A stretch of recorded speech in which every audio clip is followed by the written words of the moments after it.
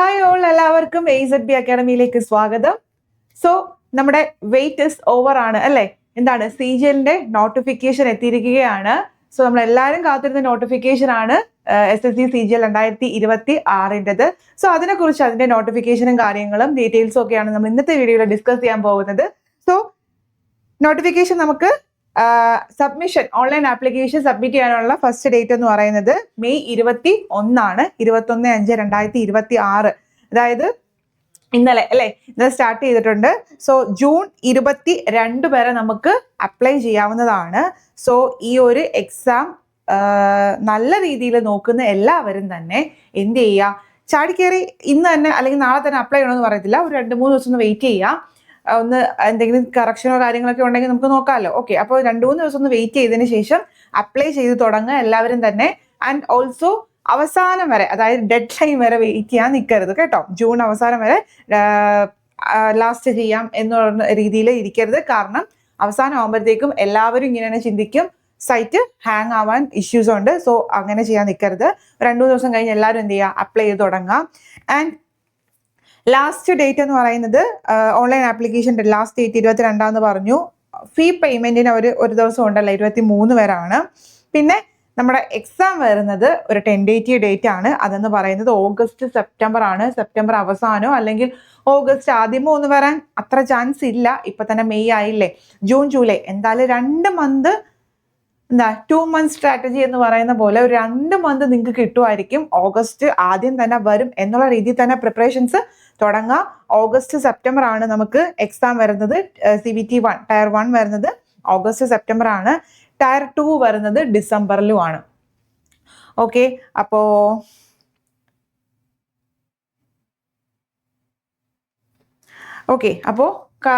Date മനസ്സിലായല്ലോ. And also tentative date എന്ന് പറയുന്നത് ടയർ 1 ടയർ 2 ഇത് തന്നെയാണ്. പിന്നെ അത് കഴിഞ്ഞ് നമുക്ക് പറയാനുള്ളത്, ഇതിനകത്തേക്ക് പുതിയ ഒരു പോസ്റ്റുകൾ ഇൻട്രൊഡ്യൂസ് ചെയ്തിട്ടുണ്ട്. ഒരു 3 പോസ്റ്റ്. അസിസ്റ്റന്റ് കാണാമല്ലോ, assistant audit officer, assistant audit officer സ്റ്റേറ്റും സെൻട്രലും ഉണ്ട്. Assistant account officer pay level 8 ആണ്. സാലറി നല്ല ഡിഫറൻസ് ഉണ്ട്. സോ ഈ ഒരു 3 പോസ്റ്റുകൾ എന്ന് പറയുന്നത് പുതിയതായിട്ട് അവർ ഇൻട്രൊഡ്യൂസ് ചെയ്തതാണ്. അതിന്റെ ഏജ് ലിമിറ്റ് എന്ന് പറയുന്നത് 80 to 30 ഇയേഴ്സ് ആണ്. And also group B gazetted ആണ്. ഗ്രൂപ്പ് ബി ഗസറ്റഡ് പോസ്റ്റുകളാണ്. സോ നല്ല പോസ്റ്റും നല്ല സാലറിയും ഉള്ള ഒരു 3 പോസ്റ്റ്. അത്യാവശ്യം വേക്കൻസി നമുക്ക് നോക്കാം. വേക്കൻസി നമുക്ക് പിന്നെ തീരുമാനിക്കാം. നമ്മൾ പഠിക്കുന്ന കാര്യം നമ്മൾ എന്ത് ചെയ്യുക, ചെയ്തു പോവുക. സോ ആ 3 കാര്യങ്ങൾ പുതിയതായിട്ട് ഇൻട്രൊഡ്യൂസ് ചെയ്തിട്ടുണ്ട്. ബാക്കിയെല്ലാം നമുക്ക് അറിയാവുന്ന assistant section officer, inspector, preventive officer, enforcement, SI, inspector ഒക്കെയാണ്. ബാക്കി എല്ലാ പോസ്റ്റുകളും നമുക്ക് നേരത്തെ ഉള്ള പോസ്റ്റുകൾ തന്നെയാണ്.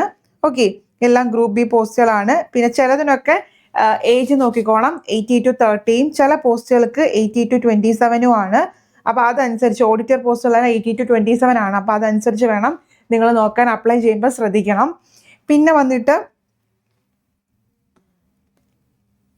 നമുക്ക് ഇതിനകത്ത് പറയാനുള്ളതെന്ന് പറയുന്നത് വേക്കൻസി എന്ന് പറയുന്നത് കഴിഞ്ഞ വർഷത്തെക്കാളും വേക്കൻസി കുറവാണ്. ബട്ട് കുഴപ്പമില്ല, ടെൻഡേറ്റീവ് വേക്കൻസി ആണ്. 12,256 വേക്കൻസീസ് ഉണ്ട്.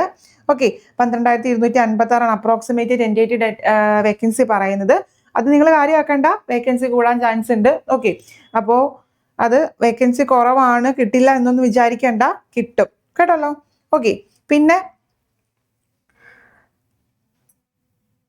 ഇതിന്റെ ഏജ് ലിമിറ്റ് ആണ് നേരത്തെ പറഞ്ഞു. ചില പോസ്റ്റുകൾക്ക് 18 മുതൽ 27, ചില പോസ്റ്റുകൾക്ക് 18 മുതൽ 30 ആണ് ഏജ് ലിമിറ്റ് എന്ന് പറയുന്നത്. അതിൽ 18 മുതൽ 27 വയസ്സ് വരെയുള്ള ഏജ് ലിമിറ്റിൽ അവർ പ്രത്യേകം ഡേറ്റ് ഓഫ് ബർത്ത് പറയുന്നുണ്ട്. അതായത് August 2 1999 then August 1 2008 in between ഇതിനിടയ്ക്കായിരിക്കണം ഡേറ്റ് ഓഫ് ബർത്ത്. 20-30 ആണെങ്കിൽ ഡേറ്റ് ഓഫ് ബർത്ത് എന്ന് പറയുന്നത് 96 2006 അതിനിടയ്ക്കായിരിക്കണം. 18-30 ആണെങ്കിൽ 96 2008 32 ചില പോസ്റ്റുകൾക്ക് 18 to 32 ആണ്. അപ്പൊ നിങ്ങൾ ആ പോസ്റ്റ് എന്ത് ചെയ്യാം, അയക്കുമ്പോൾ ശ്രദ്ധിക്കണം ഏതൊക്കെ പോസ്റ്റിനാണ് ഏജ് ലിമിറ്റ് ഉള്ളത് നോക്കുക, അതനുസരിച്ചുള്ള ഇത് വേണം അപ്ലൈ ചെയ്യാൻ. ആൻഡ് ഏജ് റിലാക്സേഷൻ ഉണ്ട്. SC/ST ആണെങ്കിൽ 5 വർഷം, OBC ആണെങ്കിൽ 3, PWD അങ്ങനെ 10 വർഷമൊക്കെ ഏജ് ലിമിറ്റും ഉണ്ട്. സോ ഏജ് ലിമിറ്റ് എന്ന് പറയുമ്പോൾ ഈ ഒരു ഇപ്പോൾ 2008 99, അപ്പോൾ അതിന് മുന്നേ ഒരു 3 വർഷം ഗ്യാപ്പ് ഉണ്ടെങ്കിൽ 3 വർഷം കൂടെ പുറകിലോട്ട് പോയവർക്കും എന്ത് ചെയ്യാൻ പറ്റും, അയക്കാൻ പറ്റും. ഓക്കെ, അപ്പോൾ അത് ശ്രദ്ധിച്ച് വേണം അയക്കാനായിട്ട്. പിന്നെ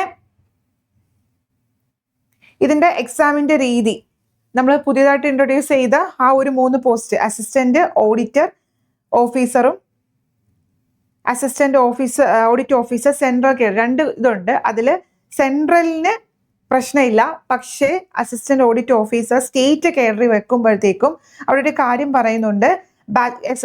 എസെൻഷ്യൽ ക്വാളിഫിക്കേഷനകത്ത് അവർ പറയുന്ന കാര്യം proficiency in the regional official language of the state cadre ആകുമ്പോഴത്തേക്കും നമ്മുടെ സ്റ്റേറ്റിനുള്ള റീജിയണൽ ഒഫീഷ്യൽ ലാംഗ്വേജ് അറിയണം. ഓക്കെ, അപ്പോൾ നമ്മളിപ്പോൾ മഹാരാഷ്ട്ര അങ്ങനെയൊക്കെ വെക്കുവാണെങ്കിൽ അവിടുത്തെ റീജിയണൽ ലാംഗ്വേജ് കൊണ്ട് നമുക്ക് അറിയണം. പിന്നെ ഒരു കാര്യം എന്ന് പറയുന്നത് പേപ്പർ 1 ടയർ 1 കഴിഞ്ഞതിന് ശേഷം നമ്മുടെ മാർക്കിന്റെ ക്വാളിഫിക്കേഷൻ വെച്ചിട്ടായിരിക്കും നമുക്ക് ഈ ഒരു പോസ്റ്റുകൾ കിട്ടൂല്ലോ എന്നുള്ളത് അറിയുന്നത്. ഓക്കെ, അപ്പോൾ അത് ടയർ 2 കഴിയുമ്പോൾ നമ്മൾ ഡിസ്കസ് ചെയ്താൽ മതി. ജസ്റ്റ് ഒന്ന് പറഞ്ഞതേ ഉള്ളൂ, ആ ഒരു കാര്യം കൂടി നോട്ടീസ് ചെയ്യാം. പുതിയതായിട്ട് വന്ന പോസ്റ്റുകളല്ലേ, അപ്പോൾ അത് ജസ്റ്റ് ഒന്ന് പറഞ്ഞേ ഉള്ളൂ. Then JSO and statistical investigator grade 2 ഈ 2 പോസ്റ്റുകൾക്കും അപ്ലൈ ചെയ്യുന്നതിൻ്റെ എഡ്യൂക്കേഷൻ ക്വാളിഫിക്കേഷൻ എന്ന് പറയുന്നത് JSO ആണെങ്കിൽ ബാച്ചിലർ ഡിഗ്രി ആണ് in any subject from any recognised university. Maths 12th standard, 12th maths പഠിച്ചിരിക്കണം. ഓർ എന്താണ് degree in any subject with statistics one of the subject ആയിരിക്കണം. ഡിഗ്രിക്ക് സ്റ്റാറ്റ് ഒരു വിഷയമായിട്ട് എടുത്തിരിക്കണം, അല്ലെങ്കിൽ 12th സ്റ്റാൻഡേർഡിൽ മാത്സ് പഠിച്ചിരിക്കുന്നവർക്കാണ് JSO അപ്ലൈ ചെയ്യുമ്പോൾ അറിയാൻ പറ്റും. JSO ചോദിക്കും, അപ്പോൾ ഇത് ഉള്ള ക്വാളിഫിക്കേഷൻ ഉള്ളവർ എന്ത് ചെയ്യുക, അപ്ലൈ ചെയ്യാൻ വിടരുത്. Statistical investigator grade 2 bachelor degree സ്റ്റാറ്റിലോ മാത്തമാറ്റിക്സിലോ economics, demography, population studies, operation research, information technology, computer science, computer engineering, ഇങ്ങനെ കുറച്ച് കാര്യങ്ങൾ ഇവിടെ പറയുന്നുണ്ട്. ഇതിലേതെങ്കിലും ഉള്ള ആൾക്കാർക്ക് സ്റ്റാറ്റിസ്റ്റിക്കൽ ഇൻവെസ്റ്റിഗേറ്റർ ഗ്രേഡ് 2 എന്ത് ചെയ്യാൻ പറ്റും, അപ്ലൈ ചെയ്യാനായിട്ട് കഴിയുന്നതാണ്. ബാക്കി എല്ലാ പോസ്റ്റുകൾക്കും ഒരു ഡിഗ്രി മാത്രം മതി. Bachelor degree from A recognised university എന്നേ കൊടുത്തിട്ടുള്ളൂ. സോ ഈ ഒരു ക്വാളിഫിക്കേഷൻ നിങ്ങൾക്ക് ഉണ്ടെങ്കിൽ JSO സ്റ്റാറ്റും ഒക്കെ നോക്കാം. നല്ല പോസ്റ്റുകളാണ് കേട്ടോ. പിന്നെ ഇതിനകത്ത് നമുക്ക് ഇപ്പോൾ ഡീറ്റെയിൽ ആയിട്ടൊന്നും നമ്മൾ ഒരുപാട് ഡീറ്റെയിൽ ആയിട്ട് പറയുന്നില്ല, എല്ലാവരും ഓൾറെഡി അറിയാവുന്ന കാര്യങ്ങളാണ്. പുതിയതായിട്ട് ആരെങ്കിലും ഇത് കാണുന്നുണ്ടെങ്കിൽ അവർക്ക് വേണ്ടിയിട്ടാണ് ഈ വീഡിയോ ജസ്റ്റ് പറയുന്നത്. പിന്നെ ഇതിൻ്റെ എക്സാമിൻ്റെ പാറ്റേൺ എന്ന് പറയുന്നത് നമുക്കറിയാം, 2 എക്സാം ആയിട്ടാണ്, ടയർ 1ഉം ടയർ 2 ആണ്. അതിൽ ടയർ 1 നമ്മൾ പ്രതീക്ഷിച്ചതാണ്, കാരണം സെലക്ഷൻ പോസ്റ്റും പിന്നെ ഏതാ നമുക്ക് വന്നേ സെലക്ഷൻ പോസ്റ്റ് എക്സാമിനല്ലേ അത് വന്നപ്പോൾ നമ്മൾ പറഞ്ഞതാണ്. സെക്ഷണൽ ടൈമിംഗ് ഇൻട്രൊഡ്യൂസ് ചെയ്തപ്പോൾ ഈ ഒരു ചേഞ്ച് നമ്മൾ പ്രതീക്ഷിച്ചതാണ്. CGL സെക്ഷണൽ ടൈമിംഗ് ആവുമെന്ന് അവരത് ആക്കിയിട്ടുണ്ട്. പക്ഷെ നമ്മൾ ആരും വിചാരിക്കാത്തൊരു മാറ്റവും കൂടി ഉണ്ട്. കാരണം ടയർ 2 അവർ എന്താക്കിയിട്ടുണ്ട്, സെക്ഷണൽ ടൈമിങ് ആക്കിയിട്ടുണ്ട്. അപ്പോൾ ടയർ 1 സംബന്ധിച്ച് റീസണിങ്, GK, മാത്സ്, ഇംഗ്ലീഷ് ഇത് 4 എണ്ണത്തിനും മൊത്തത്തിൽ നമുക്ക് 1 അവറേ ഉള്ളൂ. 15 മിനിറ്റ് ആണ്.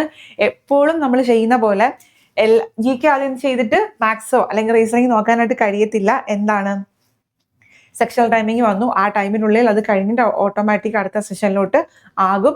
സോ ഇവിടെ പറയാൻ ഉദ്ദേശിക്കുന്നത് നല്ല രീതിയിൽ മാത്സും റീസണിങ്ങിലും സ്പീഡ് ചെയ്യുക, കാൽക്കുലേഷൻ ഇംപ്രൂവ് ചെയ്യുക, കാൽക്കുലേഷൻ സ്പീഡ് കൂട്ടണം. ഇപ്പോൾ ഓൾറെഡി എല്ലാവരും പ്രിപ്പറേഷൻസിലാണ്. പുതിയതായിട്ട് പഠിക്കുന്നവർ നല്ല രീതിയിൽ വർക്ക് ചെയ്യണം. അതല്ല പ്രിപ്പറേഷൻസ് ചെയ്യുന്നവരാണെങ്കിൽ കാൽക്കുലേഷൻ സ്പീഡ് നല്ല രീതിയിൽ എന്ത് ചെയ്യുക, ഇംപ്രൂവ് ചെയ്യുക. 1 മണിക്കൂർ 1.5 മണിക്കൂർ കാൽക്കുലേഷന് വേണ്ടി നിങ്ങൾ മാറ്റിവെക്കണം. കാരണം കാൽക്കുലേഷൻ സ്പീഡ് വർദ്ധിച്ചാൽ മാത്രമേ ഈ ഒരു സെക്ഷൻ ടൈമിങ്ങിനുള്ളിൽ നമുക്ക് 25 ക്വസ്റ്റ്യൻസ് ചെയ്ത് തീർക്കാനായിട്ട് കഴിയുകയുള്ളൂ. ഓക്കെ, പിന്നെ ടയർ 2 എക്സാമിനാണെങ്കിൽ നമുക്ക് പേപ്പർ 1 ഫസ്റ്റ് സെഷൻ 2.25 മിനിറ്റ് ആണ് പറഞ്ഞിരിക്കുന്നത്. അതിൽ സെക്ഷൻ 1 സെക്ഷൻ 1 മാത്സും റീസണിങ്ങും ആണ്. അതിൽ 1 മണിക്കൂർ സെക്ഷണൽ ടൈമിങ് 30 മിനിറ്റ് വെച്ച്, അതായത് മാത്സിന് 30 മിനിറ്റും റീസണിങ്ങിന് 30 മിനിറ്റും ആണ്. ബട്ട് കുഴപ്പമില്ല, 30 ക്വസ്റ്റ്യൻ ആണ്. വീതമാണ്. അപ്പോൾ 1 മിനിറ്റ് നമുക്ക് എന്ത് കിട്ടും? ഒരു ക്വസ്റ്റിന് 1 മിനിറ്റെങ്കിലും വെച്ച് കിട്ടും ടയർ 2-ന്. ആൻഡ് സ്ക്രൈബ് ആണെങ്കിൽ എക്സ്ട്രാ 20 മിനിറ്റ് ഉണ്ട്. പിന്നെ സെഷൻ 2, ഓക്കെ, സെഷൻ 2-ലാണെങ്കിൽ ഇംഗ്ലീഷും ജി കെയും ആണ്. അവിടെ ഇംഗ്ലീഷിന് 45 ക്വസ്റ്റ്യൻ മാറ്റമൊന്നുമില്ല, ടൈം മാത്രമേ ഉള്ളൂ വ്യത്യാസം. അവിടെ പറഞ്ഞിരിക്കുന്നത് 1 hour with sectional time for 40 minute for subject A. ഇംഗ്ലീഷിന് 40 മിനിറ്റും ജി കെക്ക് 20 മിനിറ്റും ആണ്. കുഴപ്പമില്ല, അത് നമുക്ക് അഡ്ജസ്റ്റ് ചെയ്യാം അല്ലേ. ഇംഗ്ലീഷിന് 40 മിനിറ്റും 45 ക്വസ്റ്റ്യൻ 40 മിനിറ്റ് ചെയ്യാൻ പറ്റും. ജി കെക്ക് 20 മിനിറ്റും ആണ്. അപ്പോൾ അത് നമ്മൾ ശ്രദ്ധിക്കേണ്ട കാര്യമാണ്. മൂന്നാമത്തെ സെക്ഷൻ 3-ല് കമ്പ്യൂട്ടറാണ് 15 മിനിറ്റ് 20 ക്വസ്റ്റ്യൻ. അതും കുഴപ്പമില്ലല്ലോ. ഓക്കെ, അപ്പം ഇതാണ് എന്ത് വന്നിരിക്കുന്നത്, മെയിൻ ആയിട്ട് വന്നിരിക്കുന്ന മാറ്റം എന്ന് പറയുന്നത്.